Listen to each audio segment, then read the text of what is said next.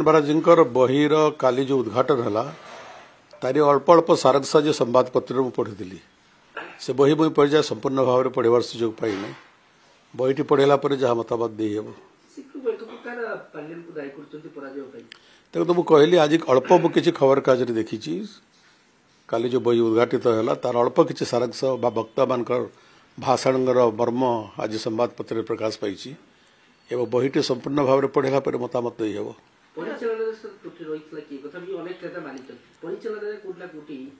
देखो तो यहाँ गोटे दीर्घ आलोचना सापेक्ष विषय यहाँ हाँ ना उत्तर दे हुए ना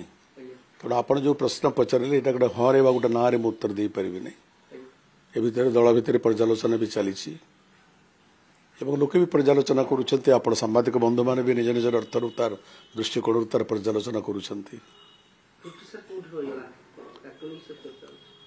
त्रुटि कौटी रहीगला ये तो सामान्य प्रश्न नुहे एक बहुत बड़ प्रश्न एवं समस्त दृष्टिभंगी अलग अलग समस्ते भिन्न भिन्न दृष्टिकोण ग्रहण करती दृष्टिकोण अच्छी गोटे आभिमुख्य अच्छी दलर आउ गोटे कह गोटे दृष्टिकोण थो गोटे आभिमुख्य थो आपणकर सांबादिक भाव आउ गोटे आभिमुख्य थो तेणु माननीय श्रीयुक्त बनर्जी जो बही लिखिं से बही से आभिमुख्य प्रकाश कर जी तथ्य अच्छी जी पथ्य अच्छी से रचना कर बहीटी संपूर्ण भाव में पढ़ेला मतामत दे हे आज्ञा गोटे कथा देखा सीधा सड़क भाव में भिके पांड्यान को टार्गेट पांड्यान हारिले गोटे उल्लेख कर कथार सत्यता रही ना गोटे लेखा जाए बोली लिखिं तो मुझे जहाँ कहली रिपीट करुच्ची जे कौन भी प्रसंग रे समस्त मत सामान हुए ना दैट इज डेमोक्रेसी तेणु दल भितर दल बाहर संगठन भितर संगठन बाहर आपण आम संगठन सभ्य नुहति कि आप गोटे मत अच्छी एवं अनेक वरिष्ठ सांबादिक ओडिशा रे भारत वर्ष से निज निज दृष्टिकोण तक विचार करेंगे तेणु ए समस्त सहमति समस्त मत जी एक हम यहाँ संभव नुहे तेणु विभिन्न दृष्टिकोण समस्ते विचार करेंगे रुबेन बनर्जी मत ग्रहण कर बारंबार कहूँ बही पढ़ला मुझे मत दे पारि पढ़ी ना से बही एपर्यंत गतकाली से बहीर से उद्घाटन उत्सव पालन कर बहीटा आम आणबू निश्चय पढ़ू तेणु रुबेन बनर्जी जड़े अति प्रतिष्ठित एवं बहु पुरातन अनुभवी अभिज्ञ सांबादिक समालोचक तेणु तांकर बहीरे निश्चय जो तथ्य मान से देइछंती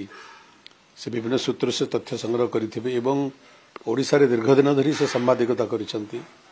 एवं मन अच्छी जिते विजु जनता दल गठन प्रक्रियार आरंभ ठारू अनेक वर्ष पर्यंत से आमको आम दल को आम संगठन को आम नेतृत्व को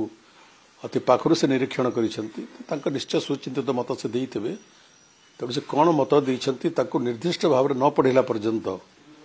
खबर कागज दुई लाइन पढ़ी निजर मत देवाटा उचित हम नहीं बोली भावुची से किंतु आज्ञा जो से प्रतिक्रिया लिखिं जहाँ बही उल्लेख कर गोटे पांड्यान गोटे भिलियन भाव चित्रित कर पढ़ा बही मु भावुची बही पाइबा बहु लोक आग्रही मु भी आग्रही एवं संपूर्ण भाव से बही पठन कलापर